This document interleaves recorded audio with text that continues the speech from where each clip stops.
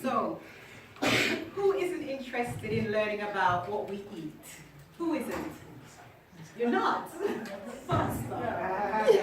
We're all interested about what we eat, and what we eat sort of determines who we become, right?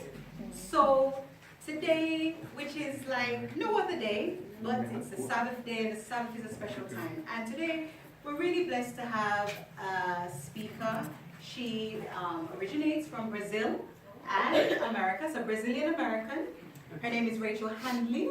She is it tells you all this. She's a psychotherapist. She's also a trained counselor, and she works with people particularly who have had obesity issues. And she's done that in the community. She's worked privately. She's working with the church, and she's been here in the UK for the last 2 months. About? Yes. She started in the union. The union invited her over, and she's been working in the south, in London. But primarily, we've been really blessed in the north, because she's primarily been all over the place. I think Manchester, she's in Bradford, she's in Russia next week, she's in Nottingham, Birmingham, she's been Rotherham, all over. And we're so blessed that she was able to come to our little humble hut. And we're so blessed that people from the Mother Church have come, and those from all over who come every week. We're so delighted to have all of you. And I think most importantly, you'll be blessed to hear what she has to share today. And at this moment, I will hand over to her. She will tell you more about her, and I think it's more important that you hear from her as opposed to what I have to say, because her own testimony will reveal more about her and her relationship with Christ and what she has to share with us today. Amen. So may you be blessed as Rachel Handley comes, and I'll hand over to her. Amen. Amen.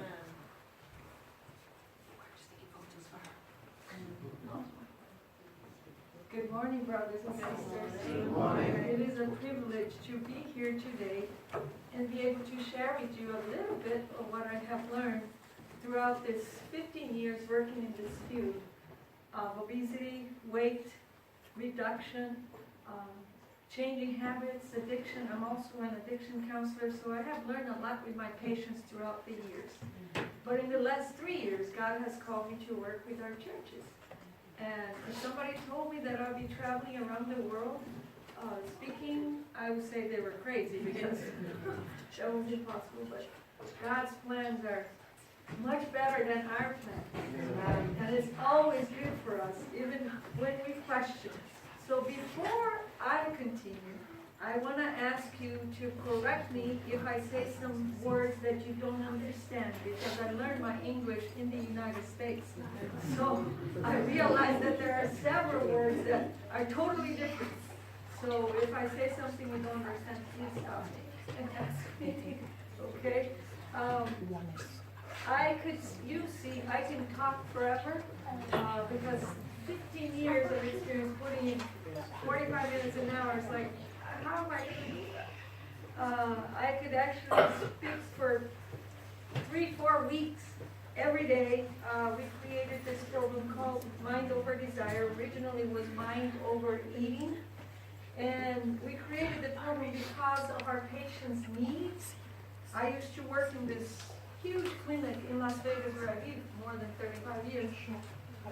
And in that clinic, it was a clinic owned by a humongous corporation in the U.S. Just in Las Vegas, they own 8 casinos. And through many studies, they decided that it was cheaper to invest in the health of their employees than in their diseases.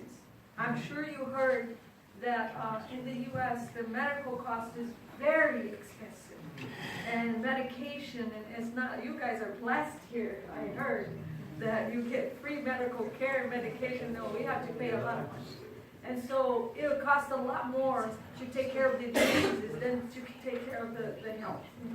And so they created this clinic, a wellness clinic, with many preventive programs, and one of them included the bariatric surgery, which is the stomach reduction surgery for those that qualify, for those that are morbidly obese, who are at least 100 pounds over their weight. I learned just a few weeks ago that you guys say stone and usually not pounds per weight. And my sister came to tell me that she had lost, I think, 4 stones. I thought she was talking about kidney stones. I never heard about stones. So then somebody explained to me what it meant. So you figure out, because my mind is not wrapped around yet on the weight, but so our patients would have to be at least 100 pounds over the healthy weight to qualify for the bariatric surgery. It was all free. Even the surgery that cost $25,000, it was free for the employees if they fulfill the requirements that we had. And so as soon as we started the program, we realized that our patients needed a lot more help, and it was here. The help needed to be here. The problem with weight is not here or here, but here. Because this is where we decide everything. Actually, all the problems is here. You know, it depends on how we think, how we believe, how we behave. And so that's when we created the program. Obviously, it has evolved with the years. So when we started the program for the bariatric patients, within 2 months they were going to surgery. And we saw after a year that those patients were already, they had stopped losing weight, or they were gaining weight, even with the surgery. And we were shocked. And so we did a lot of research, and we learned with our patients also that knowing and doing are 2 separate things. You may know everything that there is to know, but that doesn't mean you're applying.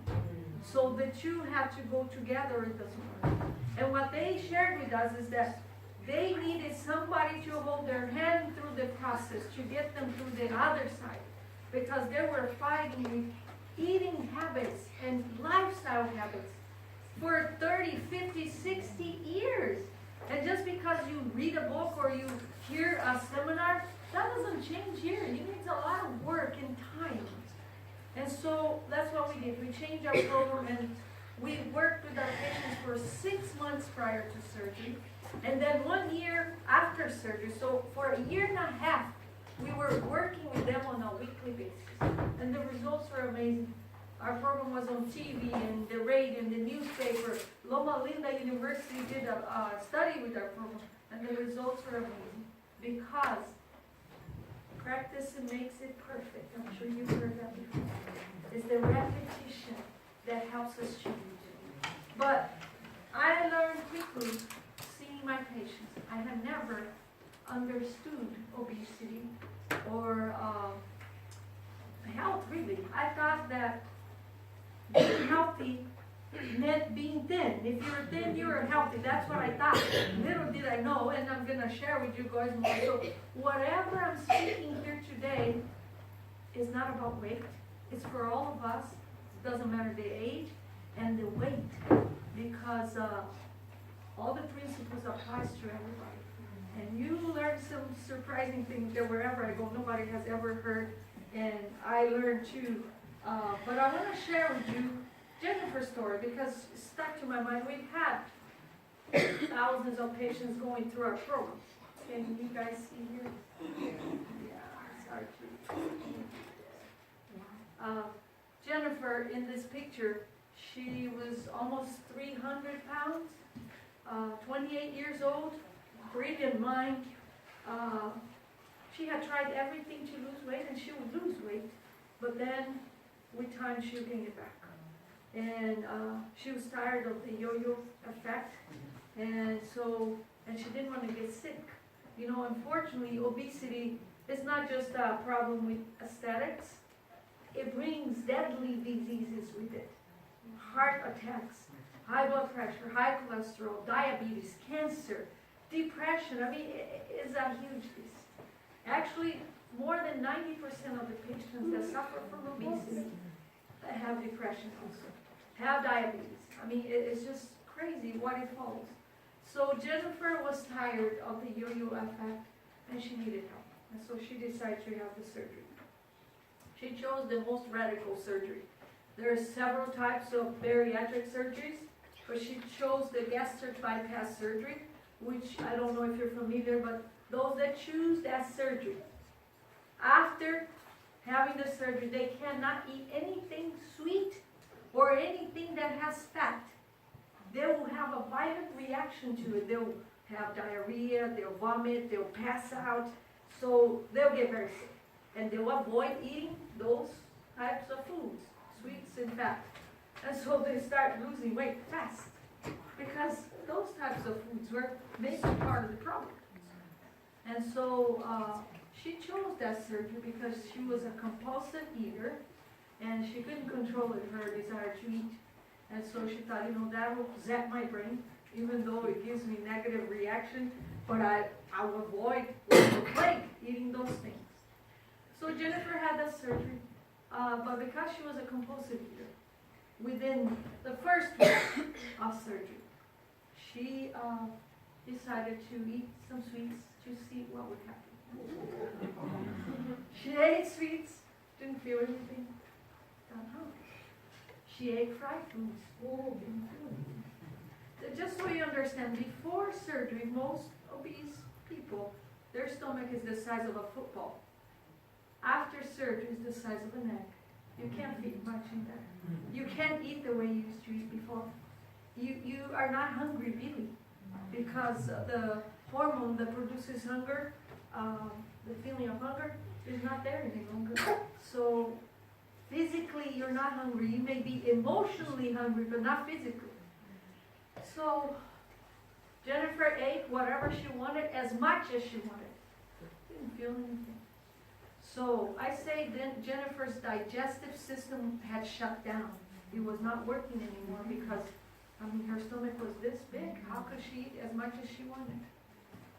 She thought the doctors had lied to her and not done the surgery. So she made them prove with pictures and everything that the surgery was done. And once she realized the surgery was done, she fell into a deep depression because surgery was a last resort. She had tried everything that you can possibly think, and she would lose weight but gain it back.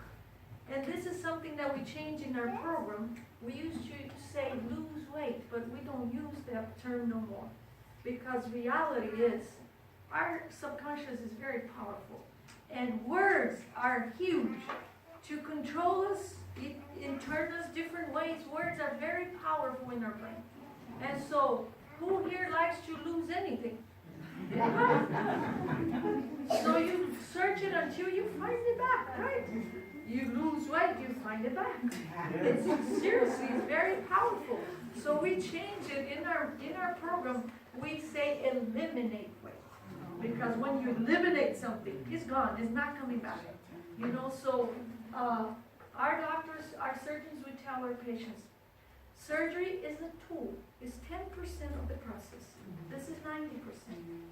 So the surgery will not work if you don't change this, if you don't work this out. And they will tell them day in, day out, day in, day out. But I tell you, nobody is ready to have the surgery. Nobody. Food plays a huge role in our lives from birth. We just don't know it. We don't realize it. It's part of our subconscious 24/7. Even when we're sleeping. Have you ever dreamt about food? Most of us, and those that say they don't, it's because they don't remember. Seriously. Because it's part of our mind all the time. We're thinking about food, what we're going to buy, what we're going to cook. Sometimes we're eating breakfast thinking about what we're going to eat for lunch. We're eating lunch thinking about it's huge. It plays a huge role in our lives. It's the basics for our life. It's our best friend. Think about it. It's always there. Never reject us, ever. You can wake up in the middle of the night, 2 in the morning, 3 in the morning. The food is there waiting for you, whatever you want. So it's always there. But we don't realize that. And we learn, and I'll speak more about this, we learn to feed our emotions. We feed them since birth. And so that's a learned behavior that we don't even question when we're adults. So Jennifer, after 6 months of the surgery, she hadn't lost much weight because her surgery was not restraining her, and so she came back to our program, and she hadn't eliminated much weight, so she asked for help because she was devastated, and surgery was a last resort. So this helps us understand, and I'm sure you heard Diets don't work long term. They work short term. Because it's very simple for us to understand. Rationalize. When you go on a diet, I'm sure many of you have done this, you stop, you cut off this and that and the other, stop eating a lot of fats and a lot of sweets, and you're exercising a lot more, so you're losing weight. But when you get to the point where you feel you're okay, slowly you start eating the things you were eating before and not exercising as much, and the weight start to come back. And a lot of times we gain even more weight than you lose. Isn't that the truth? And so many studies show that. Exercise is great, is healthy, but alone it will not work. I talk to people that own gyms and they're like, 6 months is the most people are committed. In general, obviously there's an exception to the rules. They want to lose weight and they'll come and they put their best effort, and then once they get to their goal, they'll start slowly not coming as frequent. So exercise cannot prevent it. Not even the bariatric surgery can prevent people from gaining weight. Not even that. Because the problem is not here, it's here. The studies, studies in the world say that 50% of the people that have bariatric surgery will gain all the weight back within 4 to 5 years post-surgery. I mean, that's scary. Nobody does the surgery thinking they're going to gain the weight. They want to gain the weight back. But this didn't change. I've seen it with my own eyes. I didn't believe people told me anything on that. We had patients that lost 100 pounds, 150, 200 pounds with the surgery. And after 4 or 5 years, gain it all back. And it's very sad. So, Jennifer worked with us, or we worked with her for a year post-surgery. On a weekly basis, work on brain therapy and exercising. And she quit her job after a year of working with us, became a personal trainer. And I'm happy to tell you, Jennifer is not part of the worldwide statistics. She did not gain her weight back because she eliminated the weight. 165 pounds in 3 years. I mean, that's a lot.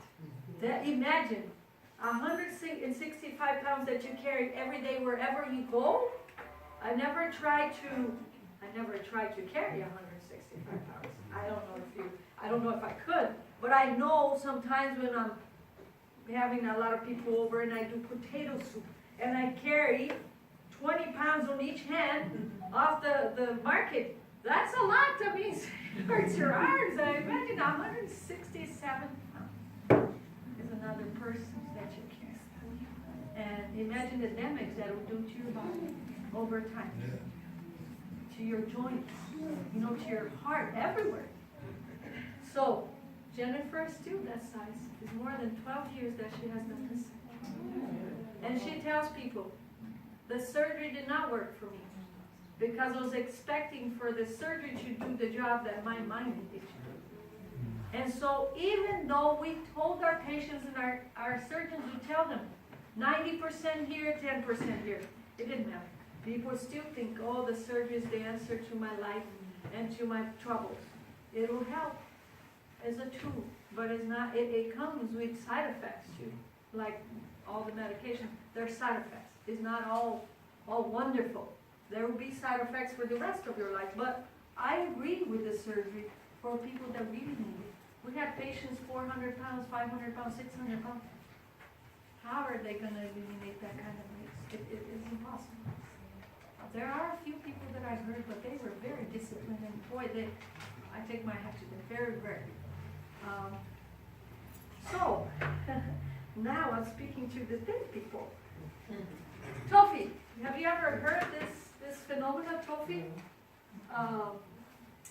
Is the acronym for the words thin outside, fat inside.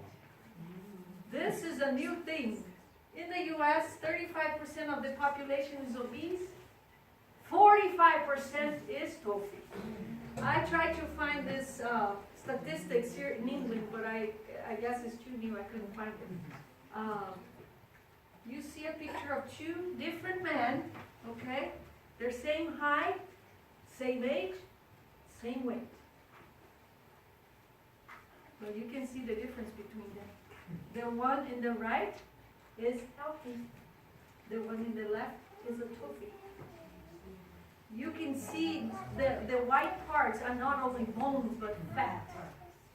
Can you see he has fat all over, including his feet? That caught my attention, like, what? Even on his feet, everywhere. But his skin, I mean, he's not heavy. So, this happened to me 2004 when I started working in this clinic. It was like one of the first corporate incentives for employees in the United States. They have the special scale that now most places have it, is the BMI scale, but they have it costs $12,000 for that scale. So the only thing it didn't do was speak, because it measures everything in your body. You step on the scale and it reads the water content, the muscle content, the fat content. Well, until the day I stepped on that scale, I thought I was the healthiest person in this world. I never got sick. I ate whatever I wanted, never considered whatever I was eating or drinking, what would that do to my body? Because I didn't get sick. So I thought, oh, and that's the secret to being healthy. So I stepped on the scale expecting wonderful results. The printout came out. Never heard, nobody talk about this. TOEFL acronym came out on 2015 when they launched that movie Fat Up. I don't know if anybody's seen it, but we'll talk more about that movie later. It's a documentary, really good. They talk about the TOEFL phenomenon. So the printout came out. I didn't understand the numbers, so one of my colleagues, a medical doctor, translated to me what they meant. And when he got to the fat part, she was shocked. She said, Rachel, I can't believe what I'm reading. The fat you have inside of you is almost as an obese person, like our patient. And I thought she was joking. What? She was like, do you want to get the diseases our patients have? Do you want to have a heart attack? I said, of course not. Diabetes type 2? No. She said, all the diseases our patients have, you're going to have soon if you don't change the future. And I said, get out of here. Why are you trying to scare me? Show me where there's fat in here. There's none. There's never been. She said, you know what? I'll show you. You have fat around each organ. Yeah, I'm sure you heard that visceral fat is the worst, the deadliest. That's what is killing us. She said, visceral fat. Fat around your organs, fat around your cells. Then you become insulin resistant because it's around the cells. The insulin cannot go in to transform what we eat into energy. So it transforms into fats. She said you have fat in your liver, you have fat in your blood veins, everywhere. Oh, that scared me. I didn't want to have a heart attack or diabetes, thank God I didn't. But I'll say it over and over, and I'm not able to stay with you guys for a week. Sometimes the church invites me to stay for a week, so every day I'll be doing lectures. I'll share with you as much as I can today. And one of the things I repeat in my lectures every day, if you do not take care of your health today, you are going to take care of your diseases tomorrow. There is no other way about it. And I'm a living example. When I was young, I did not take care of my health. And I'm glad to see several young people here. And I hope they learn at this age, even kids. If you do not take care of your health today, you're going to get sick pretty soon. Nowadays is much younger before getting sick. 25-year-olds having heart attacks. Children with diabetes type 2, that is crazy. I don't know if you notice what is happening. I don't know here, but I know in the U.S.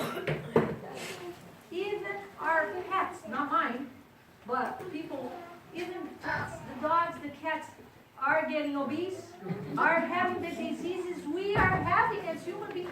Diabetes, a dog with diabetes, that is crazy. Cancer, yes, all the diseases, high cholesterol, cancer with high cholesterol. I mean, it's just crazy, it's unheard of. It has to do mainly with what they're ingesting, you know? So it's not just affecting humans, it's affecting the animals also. Because they're eating the wrong stuff, they're sedentary, the animals too. I remember when I was a kid, our dogs were not allowed inside of the house. They were out there running and chasing cats. Well, nowadays the animals are inside of the house. They're sleeping with the others. You know, so they're very sedentary. They're eating a lot. They're sleeping all the time. They're not chasing whatever they need to chase. It's crazy. But we need to understand this is not just a physical problem. It's a mathematical problem. We are ingesting a lot more calories than we're burning. Well then, there is no other way. You're either going to be toffee or fofy or obese. And I'll explain to you fofy. So a few months ago, I was doing this lectures in Brazil. And my question to you right now is, who here is for sure not a toffee? Nobody's going to put their hand up? Come on, girl. You look like you're not toffee. Do you know if you're toffee or not? Yeah, I probably was a toffee for at least 20 years of my life. I ate a lot of sweets. In Brazil, I think 70% of the people are toffee. Seriously, because we eat a lot of sweets. You have to have dessert every meal. You have to sweeten your mouth. You know, it's crazy. So in the U.S., they eat a lot of fat. In Brazil, they eat a lot of sugar. And sugar turns into fat, so we're in the same boat. Really. Actually, the whole world is in the same boat. Obesity is in every country, everywhere. In this afternoon, we'll talk more in details about that. But I asked this question. Who knows you're not a toffee? Put your hands up. And this guy left his hand. Put his hand up, and he was chubby. So I thought maybe he didn't understand my question. So I asked him to explain why he thought he was not toffee. He said, I am literally a fofie. Fat outside, fat inside. How can I use that? So, if we're living the lifestyle that most people are living today, eating processed foods, not exercising a lot, not being very active, spending a lot of time sitting down, we are one of them. Toffee, or I don't know if you realize how much time we spend sitting down, but it's most of the time. It's most of the time. Think about it. We get up, we eat our breakfast, just sitting down. We were sleeping for hopefully 7 or 8 hours, laying down. Then you're sitting down. Then you get up, you get in your car or in the bus, sitting down, go to work, sit down at work, then sit down for lunch, sit back down to work again, get up, sit on the car to go home or the bus, get home, sit down for dinner, sit down to watch TV or look at your phone, WhatsApp or Facebook or whatever, and then you lay down. And then we don't want to be toffee or coffee or obese. It's impossible. You know, look at our ancestors. They were very active. And we'll talk more about that this afternoon. But like I said, I could go on forever. So you might be thinking, but what does this has to do with spirituality, with our Christian walk? 1 Corinthians 10:31. You know, I read this verse many times before, but I did not realize how Satan used food and drinks to enslave us. All of us, don't matter if you're young or adult, heavy or not heavy, very thin, it doesn't matter. He's using this with a lot of success. That's why obesity is all over the world. Even among children and adolescents, it's crazy to see this. Never in the world history this happened before. Never. So whether you eat or drink or whatever you do it all for the glory of God. You know, I confess to you that until I started working with my obese people, I had not seen it. But there I saw clearly We had patients that when we gave them the list of requirements for them to qualify for the surgery, many of them would go home and not come back. They were literally dying, I'm not joking. They had cancer, many of them that had heart problems, had high blood pressure, high cholesterol, all the diseases that accompany obesity. And they couldn't, or were not willing, I would say couldn't, because it became an addiction. Most of us are addicted to food. We just don't know it, but we know. Have you noticed that the more sweets, the more sugar we eat, the more sugar we want to eat? The more fried things we eat, the more we want to eat. The more fizzy pop we drink, the more we want to eat. You know, I could go on and on about this. But I have some challenges for you. We need to become responsible for our health. We cannot make our doctor, our dietitian, our psychologist, our mom, our dad, our husband, our wife responsible for our health, because who's going to get sick is us. And today there's no excuse. We have all the information in the palm of our hand. Do you know that you can go to Google Academic? Go there and Google and just Google Academic. It'll go on that site. And then you put whatever subject you want, and you have access to the world's best universities, to whatever subject you want. So, do you think that the food industry is concerned about your health? Do you? I'm sorry, they're not. They spend millions to make their advertising, to convince you and me to buy their product. They're not concerned with their health. They're not going to put the best ingredients there. No, they're there to make money. So, we need to be studying all the time, become experts on our health. Is this good for me? And start asking questions, and this I'm going to pound in your head. Before you put anything in your mouth, ask, what is this going to bring to my body? Is this going to bring me health or diseases? Because those are the only two options. There is no middle term. It's one or the other. But we're so used to eating whatever we like, whatever we want. We don't question that. I had never, until I started working in that clinic, asked before I ate or drank, is this honoring God? Never. I don't know if you ever asked, but I have never. But this is what it's saying here. And what is the first action verb here? Eat. Drink.